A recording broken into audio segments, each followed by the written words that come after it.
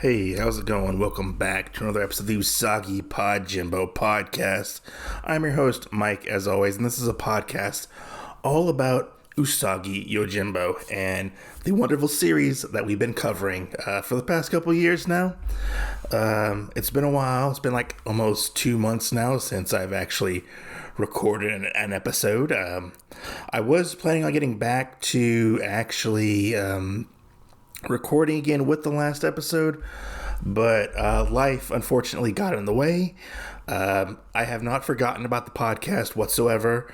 It's just I had other priorities I had to deal with in my life other than recording the podcast, because the Usagi Podjimbo podcast is very much a passion project of mine. I don't make any money off of it. I just love doing it. I love talking about it and love sharing my opinions going through this particular series for the first time, which is one thing I do like, so I hope you guys continue on this journey with me, and let's get into this. We are looking at issue 11 of volume 3 of Usagi Yojimbo. If you are reading this, well, I'm reading this in the big Usagi Yojimbo saga omnibuses, and this is actually book 2 of Usagi Yojimbo saga. So then in this issue, it does have 2 stories, but I really want to focus on the Lord of Owls for this particular episode. I will cover the other story in a different episode, probably the next episode. But thanks for listening, guys. Hope you guys enjoyed this episode. You can leave a comment on Spotify. I'll reach back out to you. You can hit me up on X, even though I don't really like using that. I'm on there, as well as I have a Facebook group, Usagi Podjimbo, an Usagi Yojimbo podcast. You can hit me up there. That's where I post a lot of my episodes, and I post a lot of episodes in the Usagi Yojimbo Facebook page. I've missed going over there and looking at all the cool stuff people keep getting and whatnot. I'll have to go check it out again. I'll say, let's get into this episode, guys. So our story starts out with Usagi walking through the forest, really just minding his own business. He happens to sense something, because Usagi has that tingly spidey sense. One might say a sixth sense. He kind of looks around and he's like, "Who's there?" And Usagi's like, I must be getting paranoid.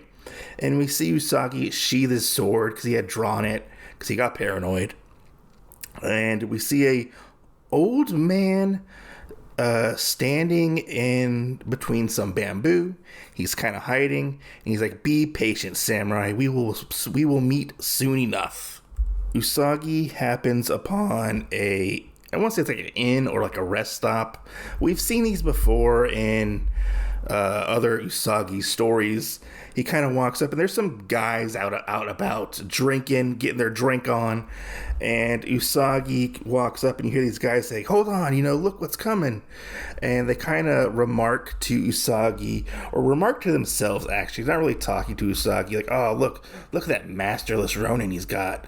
And as this is going on, Usagi's like asking for a table, asking for some tea to drink, and he's just minding his own business. And these brigands, they're like, "Why waste the time on him?" And they're like, "Oh yeah, I guess you're right." And they're kind of looking at him, and they kind of judge his coin purse, and they're like, "Oh, forget him, he's a waste of time and whatnot." And one of them's like, "Wait a minute," and he's like, we see Usagi go to pay, and they kind of laugh at him and whatnot, because Usagi doesn't really have a lot of money, to say the least. And they kind of sort of go about their business, I feel like. And they're kind of talking. The brigands are we'll call them the bad guys of the story. They're talking. They're like, "So let's see how tough this guy is. He doesn't look so tough." And Usagi's like just drinking his tea, minding his own business. He looks like he's really enjoying his tea. I feel like Usagi loves a good tea. And they ask Usagi, they walk over to him and ask him, hey, are you enjoying your tea, Ronin? And he starts sipping on it, and he's like, it's a little bitter, but it's acceptable, thank you, you know? They end up the main guy ends up stomping on the bench Usagi is sitting on. And he's like, this is our bench, Ronin. He starts to threaten Usagi and never actually threaten Usagi. That's a bad thing to do, I feel like. And he's like, if you want to sit here, you have to pay us. And Usagi's like, oh, really? I didn't know I had to pay you. And I love this little panel right here where Usagi's playing dumb. He's playing dumb. He's playing like he's ignorant a little bit. And he's like, the main brigand is like, don't try to get cute with me. We're dangerous outlaws. I'm wanted in 3 provinces. He says, ooh, 3 provinces. Ooh, very scary. He must be a really, really bad dude. And Usagi replies, oh, that's certainly intimidating. And the guy's like, are you trying to get sarcastic with me? And Usagi's like, who, me? I would never do such a thing. Which I love. I love this scene. It's such a fun little scene because we know what's going to happen to these guys. Something bad is going to happen to them, obviously. So as these brigands are hassling Usagi, one of them notices that somebody else is coming up, and we see this samurai. He is wearing one of those hats that like kind of partially covers his face. He's wearing like a straw like cover, like a cape type of thing. Like something like to keep the weather off. Usagi's worn one of these before.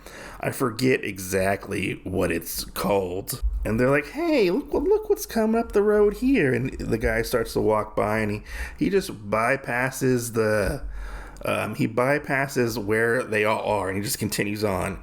And they're like, oh man, look at him. He obviously has a lot of gold in his purse. Let's go after him, you know.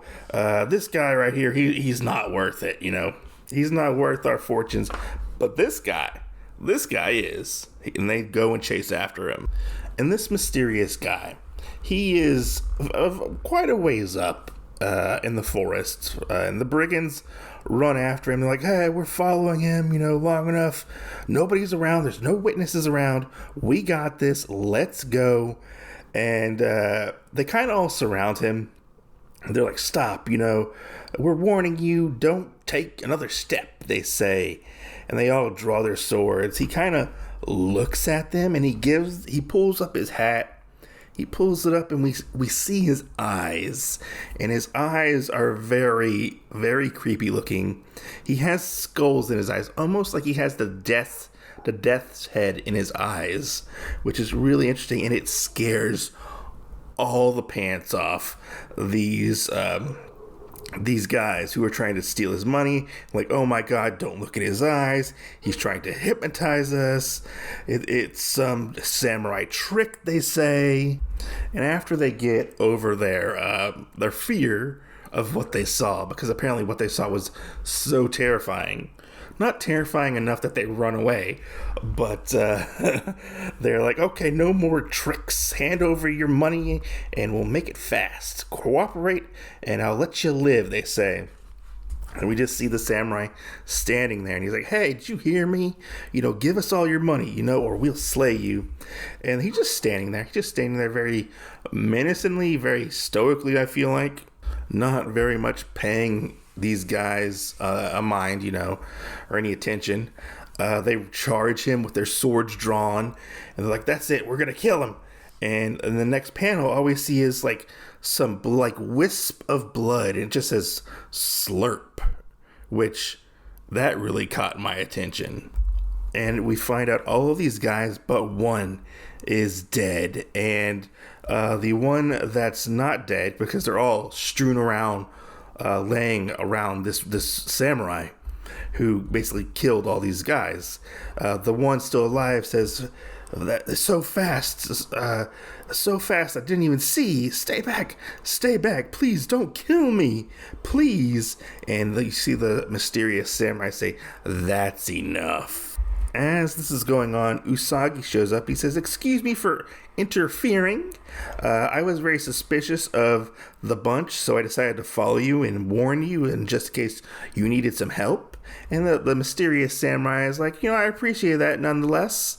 I'll see you again soon, Ronin. And Usagi kind of just is standing there. He's like, that is really strange. And the guy behind him is freaking out, and Usagi turns to him and says, "You can get up now. He's gone. You best report this to your comrades." And the guy is clenching his chest. And he's like, "They're dead. And you see him thinking to himself. He's like, "My true friends all dead, and I have nothing to show for it." And you see his face turn from like agony to pure anger.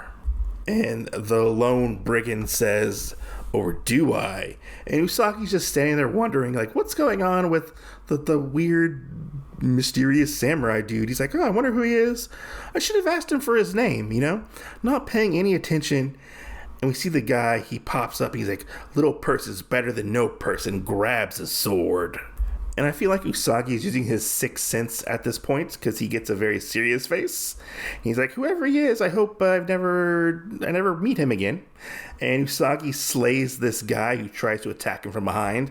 And Usagi calls this guy a pathetic fool to throw away a life for such copper coins, just few copper coins, he says. And we transition from that to Usagi walking in the forest. He's singing about springtime. A little while has passed, and he happens to get spooked. He says, "So, you killed him?"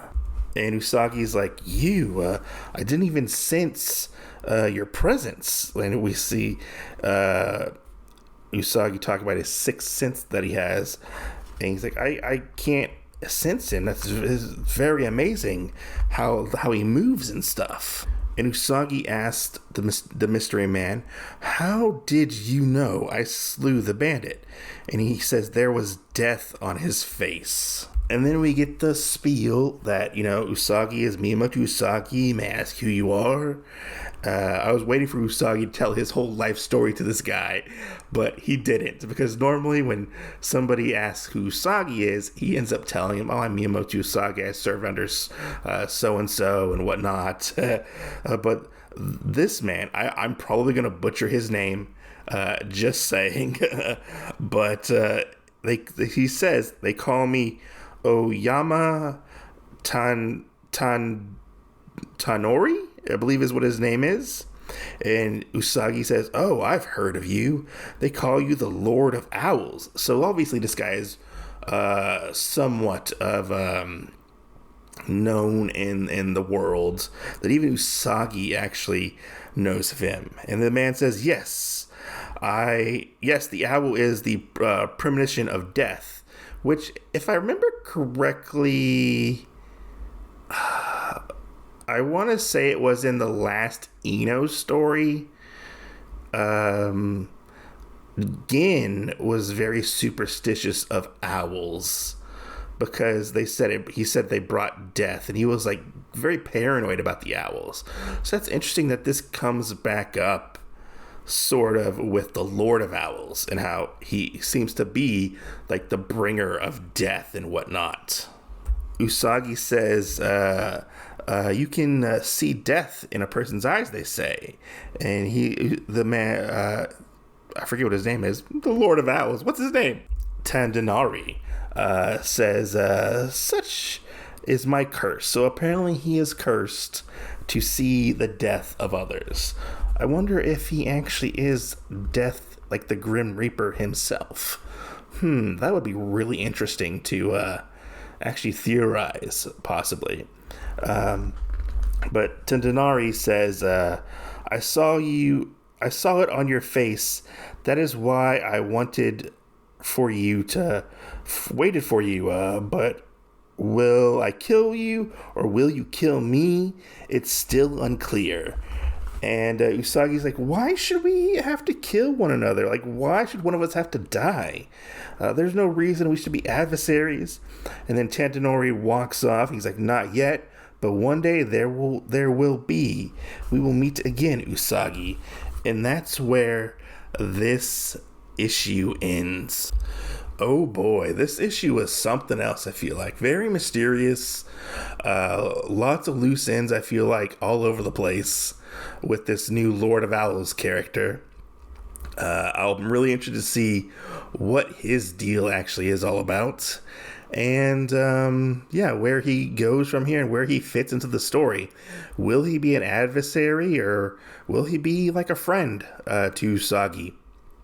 That's going to be very interesting to see going forward. This very much reminds me of, was it the story Lightning Strikes Twice with, was it Inazuma, the character who was like the female samurai, where she was very mysterious when we first meet her.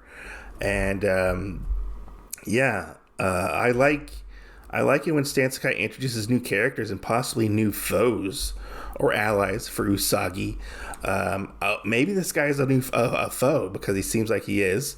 He seems to have some kind of premonition power to see when people die. So he's obviously some kind of psychic going forward, you know.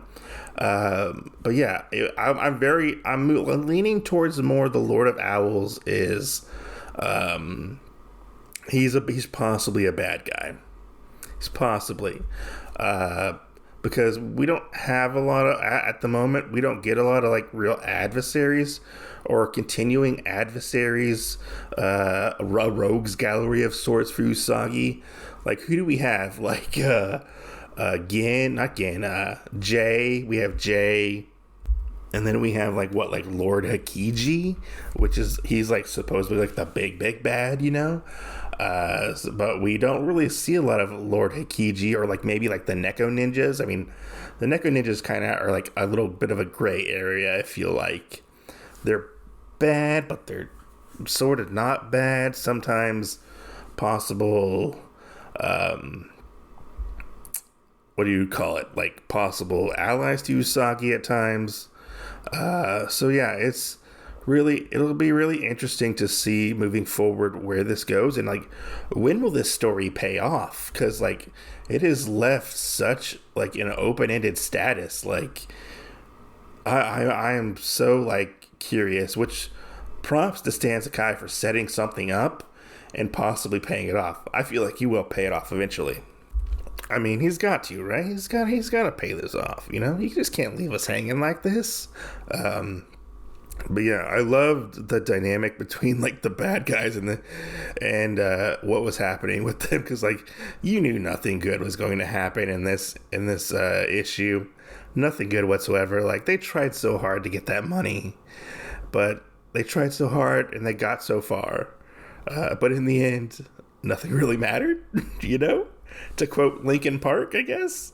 But yeah, it was funny to see that. I liked the dynamic action and very mysterious, like, and intriguing fighting style that we did not see from this Lord of Owls character, which is very piques my interest so hard.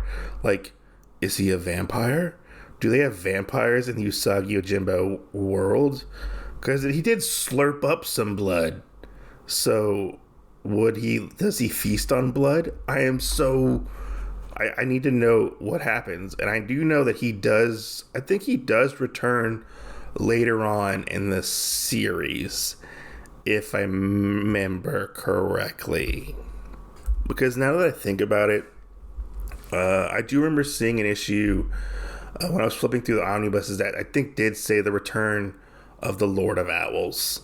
So yeah, he does. I guess he does pop up. But here's my question: is the old guy at the beginning, is that the same old guy who we saw, who is the Lord of Owls? Because he had a different hat on, it looked like, unless his hat was pushed up for the beginning of the issue, because we didn't really see his face when it came to like what was under the hat. I think we saw he kind of had like facial hair a little bit. So I guess it kind of does match and to the guy in the first panel, the first page of this issue, But yeah, this issue took me by surprise, most definitely. I can see why my buddy Darth really likes the Lord of Owls, because he seems like a really cool character. And I look forward to reading more of his stuff. But anyways, guys, thanks for listening. Sorry again for the long break in between episodes, and I'll catch you guys on the next one. Thanks for watching, or thanks for listening, I guess you could say. Usagi Podjimbo is also on YouTube now, so you can go listen to episodes there as well. So I guess thanks for watching as well, I guess. I post episodes on there regularly. Nothing too fancy, just me and the audio, really, pretty much. But yeah, thanks for listening. Hope you guys enjoy this. Give me some feedback. I would love to hear some feedback. Comment on my Spotify. Let me know. What do you think? Well, how can I improve this podcast? What can I do better? Should I improve anything? But yeah, let me know. Thanks for listening, and I'll catch you guys on the next episode.